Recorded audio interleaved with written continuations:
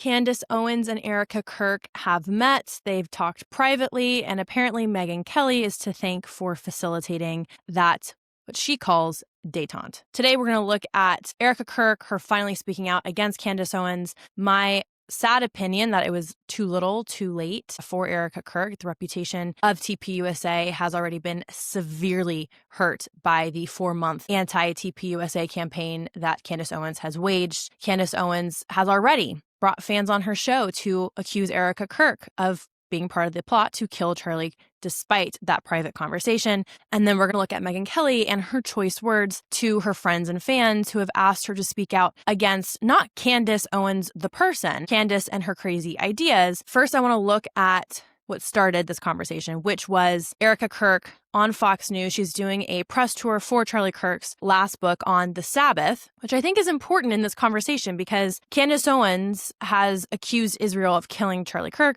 Again, she's also accused the Macrons, our U.S. government, Egypt, and a few other sovereign nations, in addition to those in Charlie Kirk's intimate life and circle, of killing him. Part of the argument that she made out the gate in her first episode was that he was changing his position on Israel. Since October 7th and in the last year, Israel has been a divisive policy on the right. It has been propagandized by large influxes of Qatari money, and it's really this red herring on the right that is acting as the schism policy that is dividing the MAGA movement. If you listen to Tucker Carlson talk, he'll often say things like, well, the New Testament is the bedrock of Western civilization. He said that on his live tour with Megyn Kelly in White Plains, New York. In an interview he conducted discussing his morning routine, he mentioned that he reads the New Testament every morning. Candace Owens has gone after the Jews and characterized them as evil, divorcing Catholicism of its Jewish roots. This new right, this woke right, pushes a pseudo-Christianity, one that Charlie would have vehemently disagreed with, as evidenced by this book. Silence does not mean that I am complacent. My silence does not mean that somehow Turning Point USA and all of the handpicked staff that loved my husband and my husband loved them is somehow in on it. We are busy building. And you know what I thought? I thought these people are human. We are all grieving in our own way, and they are trying to find the answer to something that happened that was so evil. They are trying so hard, and I get that. We're doing the same. Anytime we hear a lead or anytime we hear anything, we send it to the authorities. Please dig into this. No rock will be unturned. I want justice for my husband, for myself, for my family, more than anyone else out there. So for me, you want to keep telling me to come down while we're building? I don't have time for that, but here's my breaking point on that. Come after me, call me names, I don't care. Call me what you want, go down that rabbit hole, whatever. But when you go after my family, my Turning Point USA family, my Charlie Kirk Show family, when you go after the people that I love, and you're making hundreds and thousands of dollars every single episode, going after the people that I love because somehow they're in on this. No. So that was Erika Kirk's response to Candace Owens. And when she said they, but she's really addressing Candace specifically because Candace has pointed to her silence as evidence that Erika Kirk was somehow involved. Another key point that Erika emphasizes is that no one wants justice for her husband more than her. The fact that so many people on the right believe that Candace Owens is the only person on God's green earth, not his parents, not his sister, not his in-laws, above all, his wife, is absolutely insane. The mob that has formed on the right looks very similar to the mob on the woke left. And Candace Owens is at the front of that charge. It is disgusting. And I said this in a previous podcast. I think that Candace Owens is deeply jealous of Charlie Kirk and the legacy he built at TPUSA. I know that there was a quiet parting between the two of them. I also know many people who have worked with Candace and that she is a really difficult person to work with. I think her narcissistic personality has been on great display over the last 4 months. Candace has held a grudge against Charlie, was envious of Charlie's success, has capitalized on it by turning against TPUSA, his legacy, and his wife, his beloved wife, Erika. If you truly love Charlie, if you are a fan of what he did, going after his grieving widow is despicable. That interview, along with her interview with Barry Weiss at the Free Press, got Candace's attention. She addressed it on her own podcast, and then they met up in person, apparently thanks to Megyn Kelly for arranging that détente, as she likes to call it. Now, I think it's a little too late for Erika Kirk to change the dialogue that is happening surrounding her husband's death. TPUSA's reputation has taken a huge hit, thanks almost entirely to Candace Owens, who has called on her audience to resend funds, to not donate to TPUSA. The organization was already going to struggle naturally with the loss of Charlie Kirk, who was TPUSA. So on top of that tragedy and the personal tragedy of his best friends and wife, to grieve that and then carry on his legacy, they now have to combat the ludicrous claims that Candace Owens has put forth. And it's a distraction. It is distracting from the cause. And Tim Pool has pointed out this is only going to hurt Republicans in the next election. And Candace says she doesn't care about the election. She only cares about truth, despite the fact that she is mudslinging lies.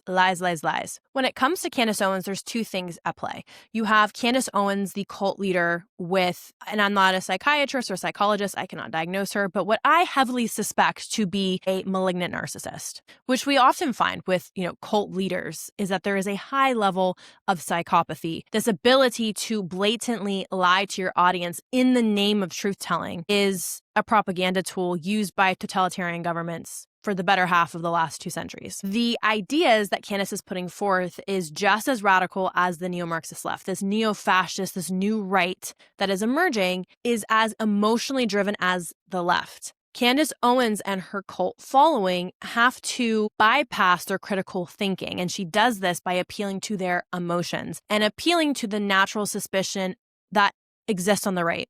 We live in a post-2020 election world where a lot of Republicans are suspicious of the integrity of government institutions. And Candace Owens, Tucker Carlson have capitalized on that and pushed anti-American rhetoric, anti-Western rhetoric, or anti-elite rhetoric, despite both of them being elites and despite everything that they put forth, actually undermining the interest of America. And the ideology that Candace is pushing is very dangerous because it's very similar to interwar Germany rhetoric, suspicious of the Jews. So you have Candace Owens, the narcissist, and then you have Candace Owens, the author of this radical new right ideology, which is rooted in suspicion towards the Jews or being anti-Jewish. And we're about to watch how she covered her conversation with Erika Kirk, and she starts the video off mocking the Jews. I just want to say Shabbat Shalom to everybody back at home. Happy Hanukkah to our greatest friends and allies. And, this is a good time to mention that Israel does have a right to defend itself. Tucker Carlson is Adolf Hitler, and TikTok does need to be purchased by the Mossad. It's just how I'm feeling today. I am not different. Maybe you are different. Welcome back to Candace.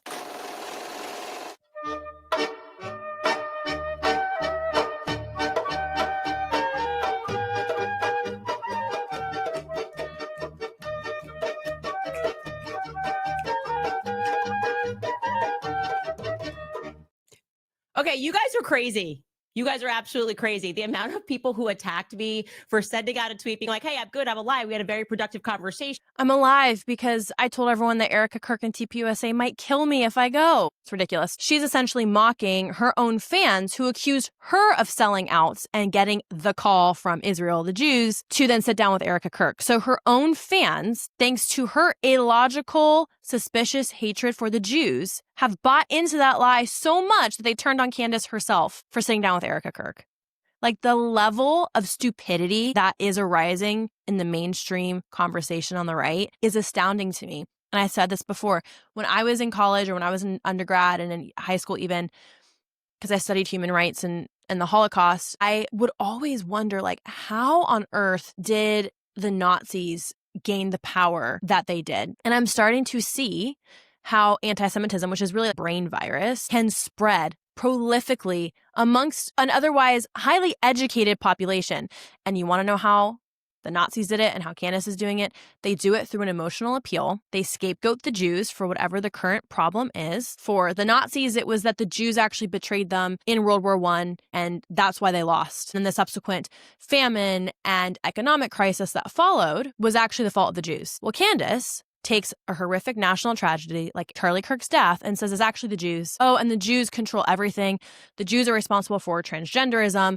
The Jews are also part of the Macron-Brigitte male to female transition. She connects the Jew to literally every conspiracy that she has ever put forth. This intro, I think, is disgusting. And anyone who goes, oh no, anti-Semitism is just like this slur word, this attack against people who are just asking questions, it's not real. The Bondi Beach massacre just happened. And then Candace records this, mocking the Jews and dancing, and it's so unbelievably tone deaf. It highlights her evil heart, along with almost everything else that comes out of her mouth, not even talking about the Jews, but even Erika herself. Tim Pool goes on his podcast to talk about how Candace's own audience has now turned on her. Candace Owens says her meeting with Erika Kirk was productive and says she is very happy that we are on much better feet. Many of her super chatters were not happy with her throughout the show as she shared details about her meeting with Erika. Despite the productive meeting, Owens said she still felt there were shady characters at TPUSA. Toward the end of her show, Owens addressed some of the negative comments and accused the chat of being botted. Take a look at this. One chat says, people may call this dumb, but Candace looking to the right too much. Mikey phone call doesn't add up with her timeline. And WTF are you putting the plain debunking on the website, not YouTube? One says, Fuentes, if you see this, please expose who this actor is and who funds her. You have the green light. One person saying, wow, this breaks my heart. Another says, this is just a word salad. She is rambling, sad to say, but you are not passing the vibe check. The market is always right. And the chat is overwhelmingly saying you are not the same. Oh, it gets crazier. Candace having to tell her audience she doesn't have the goods is not going well. Here's more. One person says, so in other words, you were wrong about everything you said. Another person says it wasn't a plane. It was really a flying carpet. Candace has been set up. These bits in the room are next level. Another person saying, is this an apology video for Candace? And here's where it gets real fun. One person saying, Candace Owens has either been cloned or threatened. She is backtracking and backsliding after her productive meeting with Erika Kirk. It's over. Here's one. One person tweeting, this is super suspicious. I think she got cloned. They're officially promoting the new Candace. Another individual says, we will only see a clone of Candace from December 16th onward. It takes 3 months to grow a clone, hence why it took them until now to finally have this meeting. She was a nice girl. I hope her and Ye's clone still get along in the future. I hope that's a joke. And I don't think it's a joke. Love Cinema Shogun. He watches Candace Owens so that we don't have to. Thank God. Because I started the show to watch it and she mocked the Jews and I was like, okay, I'm already out. He says she starts the show immediately saying Shabbat Shalom, dances to Jewish music, says people are crazy for thinking that she betrayed them during her meeting with Erika Kirk, says she isn't governable, mocks fans for thinking she may have sold out.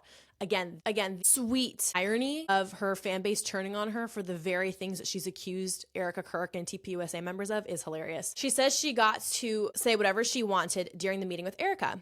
Says that Justin Strife was there and that her husband briefly joined as well. Well, thanks, George Farmer. Where the hell have you been the last 4 months? Says she also had her cousin Mia with a bad attitude at the meeting with her. Says her cousin is always listening to Cardi B. She also said that she wouldn't drink water at the meeting in case, of course, it was poisoned. Says that in retrospect, she was too aggressive for telling people not to donate to TPUSA.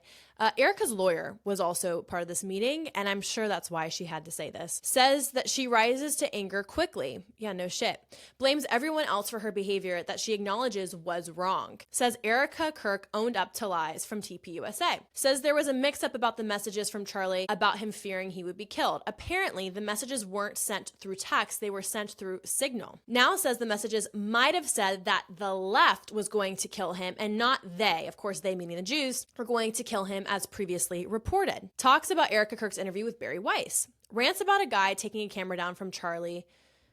Said that she talked about it with Erika and that Erika stood by the guy. Yeah, of course, because they didn't want the up-close image of Charlie Kirk's neck being blown off to be disseminated on the internet where it would be there forever. Makes sense from a PR perspective and from a human perspective. Says that she still doesn't trust Rob McCoy or Tyler Bauer. Says that she was wrong about Rob working for TPUSA though. Says she still doesn't understand the magic bullet. Starts ranting about Brian Harpool going on the Sean Ryan show, which I believe was Charlie's pastor or some authoritative figure in his life. Says TikTokers are fact-checking people in seconds because, of course, everyone on TikTok is telling the truth. Says that she wanted to leave the meeting with Erika confident that Tyler Robinson killed Charlie Kirk. Says that she wanted evidence not available to the public. Info that's not even available to Erika. This is the narcissism on display. She feels entitled to information on the internet. Information that the widow to Charlie Kirk does not even know. And here's the thing. The prosecution is not going to disseminate any information that they have to the public, or maybe even to Erika Kirk herself, because it would compromise the case against Tyler Robinson, which is now already greatly compromised thanks to Candace Owens. Finding an unbiased jury pool is going to be extremely difficult. Says people can feel they trust this process more now. Talks about Netanyahu's offer to TPUSA. Says Erika wasn't aware of that because it never happened. There's no evidence of it. She made it up out of thin air. Claims that people debunking her theories are part of a paid campaign against her. She's made those claims before and had zero evidence to support it. She then talks about the Egyptian planes. She doubles down that they were tracking Erika and TPUSA. Now says they're overwhelming evidence that the planes have flown to Israel, and that's why people are panicking. She'll show more evidence on tomorrow's show. She's pissed off about being debunked, and she'll keep pushing. Says no one can disprove her. Admits she got info wrong about Mikey's call logs earlier in the show. Starts ranting about the New York Post article that mentions her issues with yeast infections. Ugh. Like, what the hell? Says it's the Zionist. And she won't stop talking about the Egyptian planes. Rants about news articles written about her not being true. Reassures her fans that they are dangerously close. Says the investigation is back on tomorrow. Doubles down on saying people close to Charlie most likely had something to do with this. Again, this is after her conversation with Erika. Says Erika is acting like a feminist trying to be a motherly figure over TPUSA. Takes shots at Tim Pool. Says Tim Pool is lying about her security. It goes on. Tells her fans to stay focused on the Egyptian planes. Says she'll prove evidence that they've been to Israel tomorrow. Thanks her fans for donating. Says she needs it for security. She ends show saying she would accept bribes from Qatar. Yeah, no shit. I'm sure you already probably have. Overall, today's episode was mainly her half-assedly backing down from claims she made about TPUSA while trying to reassure her fans that she didn't sell out and that the investigation will come. 1 Jewish dance, 3 shots at Tim Pool, 5 Egyptian plane rants, multiple admissions that she got things wrong, 0 evidence shown, complete waste of time. So here's Candace talking about needing money for her security.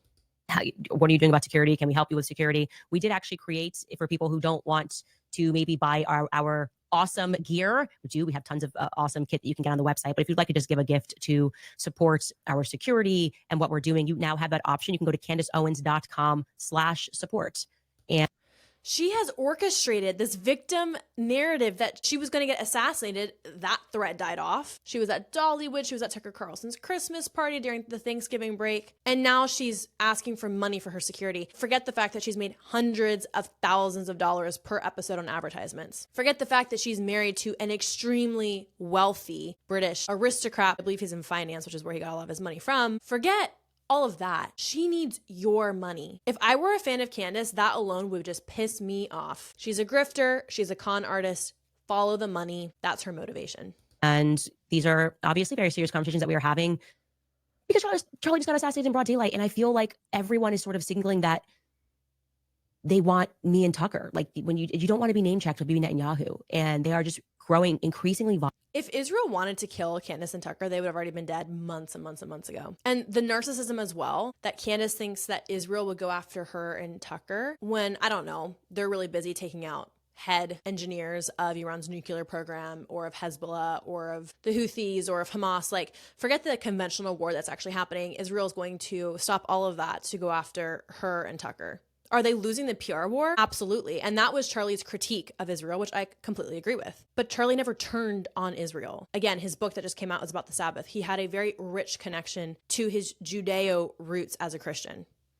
Volatile in this rhetoric of what they want done to people who don't stand with Israel. It's very terrifying, but at the same time, I know that it's necessary for people to recognize how greatly evil these Zionists are.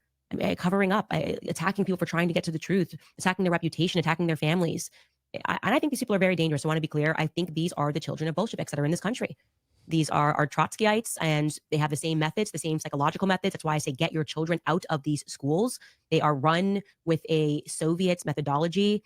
Anyways, also, guys, if you like to support the show in a really fun way. If you want to support the show in a really fun way, give me more money. The Zionists are just her biggest critics. And I don't really think I'm a Bolshevik like agent. Like I'm a Christian conservative who supports Israel. Zionist is just someone who believes that Jews have a right to live in their ancestral homeland, which is really just a political idea of nationalism, which spread across the Middle East and Africa in a post-World War II context. I support Israel because they're our greatest ally, and it is strategic for U.S. grand strategy. But her and Tucker have gone after the Christian Zionists because those are their biggest critics, and they make up still a significant portion of the right. What they have to do is make the Christian Zionist or the Zionist look evil, like spiritually evil, a level of evil that you can't prove, but that she knows. She doesn't know, but she knows that the Zionists are evil. Okay, so now Candace is having fans come on her show to say the things that she will no longer probably say herself out loud, because I'm sure that the conversation that involved Erika and her lawyer being present was a subtle warning for her to back off. So now she has fans coming on to be the mouthpiece to say radical things that then she isn't liable for saying, which, by the way, is a tool out of Tucker's playbook where he has on these radical apologists for Venezuela or for Iran, and they speak for him. And what you'll notice is in these interviews, it's really platforming a radical idea, and they get off on the plausible deniability of, well, I didn't say it. Well, no, you didn't say it, but you had someone on your show say it for you and push back, not at all. This fan goes on Candace Owens' show to essentially say that Erika was part of killing Charlie Kirk after she talked to Erika Kirk. I don't know these people from TPUSA. Never been associated. I could recognize Charlie Kirk probably. But what I started seeing come across got more familiar once I saw a picture of somebody in a ponytail with those eyes. That was that person. They were there. And yeah, the head of security there, he was one of the people walking out with the congressman. Now, how would I know that? I just have a gift for recognizing people. And yeah, maybe it's not him.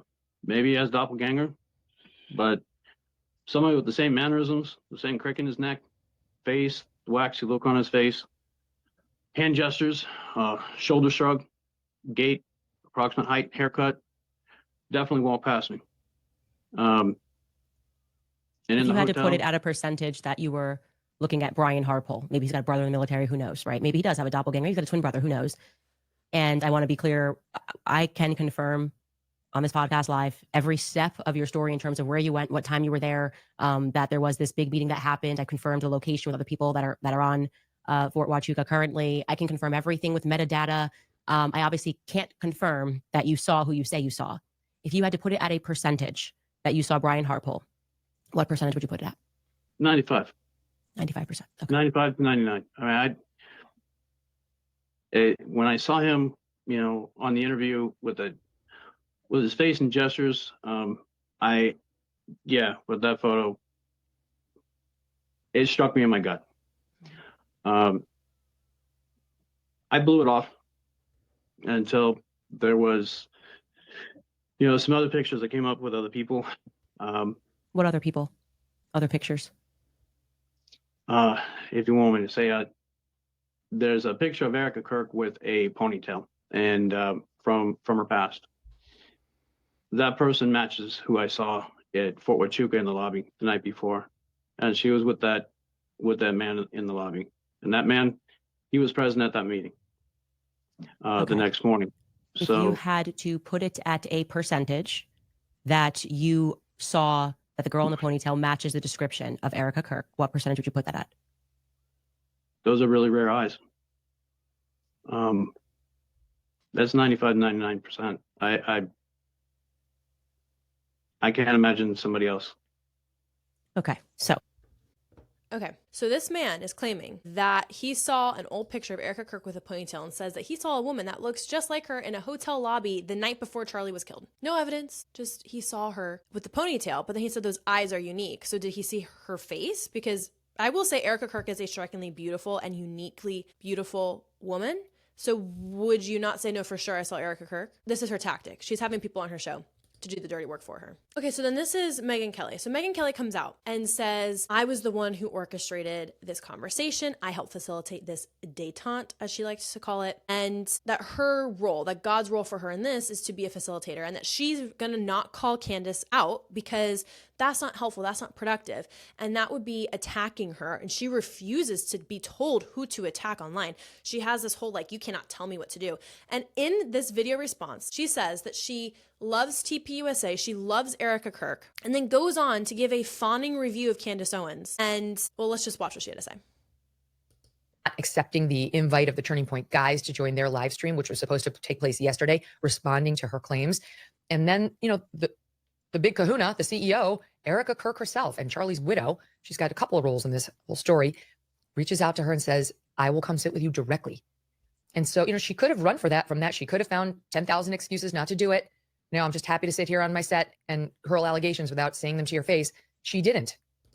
She's done that for 4 months, Megyn. Come on. This was like when Megyn ran interference for Tucker Carlson, when Ben Shapiro beautifully countered the ideology that Tucker is pushing forth and how that is dividing the right. And Megyn, I was live in the audience, just defended Tucker. He's had a hard few years, blah, blah, blah. So now she's giving Candace credit for actually sitting down with Erika Kirk, the woman who she has defamed for 4 months. Give me a break. They sat for 4+ hours yesterday. So I'll let them take it from here. But I wanted to tell you what my role in it has been. And I'll just say this final thing. To the hateful people whom I used to call friends, who have been all over the internet trying to shame me and say that no one should ever listen to this program again because I haven't spoken out on the Erika-Candace conflict. I don't have any pearls of wisdom other than go fuck yourselves. Go fuck yourselves. You have no fucking clue what's going on. You don't know what I do behind the scenes. And your world is so myopically online. You fail to understand there are real humans involved here, and actually being able to touch grass and have relationships with them, which is something I'm doing, could prove to actually benefit all involved. Maybe it won't. It won't. It won't. And the above reproach, go F yourself, because people are asking you to call out the idiotic, illogical defamation Candace has smeared, not just against Erika and TPUSA, but a litany of people. It's a witch hunt. And Megyn says, well, no, I love both. Oh, but let me just give Candace so much credit for even showing up. I think that both Megyn Kelly and Candace Owens, I am now convinced, are kind of mean girl. I think Megyn Kelly less so, but Megyn Kelly has gone after Meghan Markle in a similar way that Candace Owens has gone after Brigitte Macron. I will give Megyn some credit that Candace's Brigitte Macron crusade is very conspiratorial. Megyn Kelly responds to the material and the content Meghan Markle puts out, but Megyn Kelly has taken it so far to doing parodies of Meghan Markle. She's gone after her. And Meghan Markle is such an inconsequential figure to society. She doesn't mind going after her, but with Candace, no, like that would be wrong. And that's deplorable. And these people are hateful on the internet. You don't think Candace Owens is the definition of hateful? She has disparaged everyone in Charlie Kirk's life. And here's the thing with Megyn Kelly, and this is why I think it's super disingenuous. She is a lawyer. She does a ton of segments reviewing law cases, and she's talked about the Tyler Robinson case, but she hasn't talked about how Candace might taint the prosecution's case against Tyler Robinson. So she puts on her lawyer hat and her journalist hat quite often, but when it comes to Candace, she won't. And I'm going to make the claim that I think it's because Megyn Kelly is a coward and she's afraid of Candace Owens. I don't want a friend like Megyn. If I were Erika Kirk, you're going to say you love my husband, you love TPUSA, and then you're going to go and give an abundant amount of grace to the point where you're just capitulating publicly and openly to Candace, to the point that Candace is publicly thanking you. I wouldn't want you as my friend. This is a clip of Megyn Kelly from, I think, 1 day ago. Yeah. Talking about coverage of Tyler Robinson's actions and coverage of Tyler Robinson and the case to come. There are a couple of highlights from this Washington Post report, which is actually pretty extraordinary on Tyler Robinson. Here's just like an excerpt. This is the Washington Post trying to call him. Their reporters have been calling him since he got put in jail. He doesn't talk. They talk to him, just waiting for some sort of a reaction, which appears not to have come. I can't answer any questions, he said to the Washington Post reporters. You're welcome to talk. In 4 calls spanning about 40 minutes, he maintained that disciplined approach, listening silently as a reporter described what friends and acquaintances had said about him. He did not audibly react to hearing that Kirk's wife, Erika, had publicly forgiven him. He did not react in any audible way to the fact that Kirk had been awarded the Medal of Freedom. Eventually, Robinson asked that the reporters communicate with him only in writing. He did not respond to messages sent through the jail's email system, and his attorneys declined to answer questions for this report. But they do report, and to me, I've got to say, overall, this looks to me like the Post attempt to try to say he wasn't a lib. He was a conservative. You guys probably haven't a chance to read it because it's very lengthy. But they give lip service to the mother's statements, to her statements that he had become much more enamored with pro-gay, pro-trans ideology in the year prior to the murder. They have to mention that because it would be journalistic malpractice not to. And it's been alleged in the indictment. And then they spend the rest of this piece trying to prove that he was really apolitical. And his friends who knew him said, well, we didn't really see any of that. But then they do talk about the fact that he was holding his trans furry lover roommate who was crying about all the hatred towards trans people as Tyler Robinson stroked him and tried to make him feel better about all the hate that was out there. Okay, so the important part of this and my biggest takeaway was Megyn is critiquing this report and that they're trying to spin it that Tyler Robinson was actually conservative and not a member of the woke left. And she rebukes this report because they disregard that the mother said that Tyler himself had become enamored with transgender ideology in recent years. So Megyn is saying, well, the mom herself made this claim, like, why is this report not believing her or trying to spin it to counter what the mother is saying? But Candace has done that for the last 4 months. She has disregarded what Erika has said, what Charlie himself has said. People of authority in Charlie Kirk's life, she's completely lied about or not trusted or said that they are part of a conspiracy and cover-up because the things that they have said don't align with the conspiracy she's put forth. And then Megyn mentions that if they didn't address what the mom said, it would be malpractice of journalistic integrity. So why are you not talking about the malpractice of journalistic integrity with Candace Owens? And this is now classic Megyn. She will go after people on the left and then fail to go after people on the right who are just as radical because, again, a lot of her audience crosses over with Candace Owens and her audience. And I think Megyn is a coward who is afraid that Candace is going to turn on her. And I think Megyn might have a little bit of mean girl in her. So I think she knows the tactics of Candace Owens. And I used to love Megyn Kelly. Truly, truly, I used to love her. And over the last few months, I have lost all respect for her because she is so bullish, which I've loved. Like, she is a badass career woman. And yet she will not call out Candace Owens, who has made 40 plus videos about Charlie Kirk with journalistic malpractice all over it. And then this one post article she's going to go after. Remind us again how you're good friends of TPUSA and Erika Kirk. If it were me, like I said, I wouldn't want a friend like Megyn Kelly. She's straddling the fence, and at some point, she's going to have to pick a side. And it'll be interesting to see where she falls, although I think we can see where she's leaning already. Okay, with that, I leave you, and we'll see you in the next episode.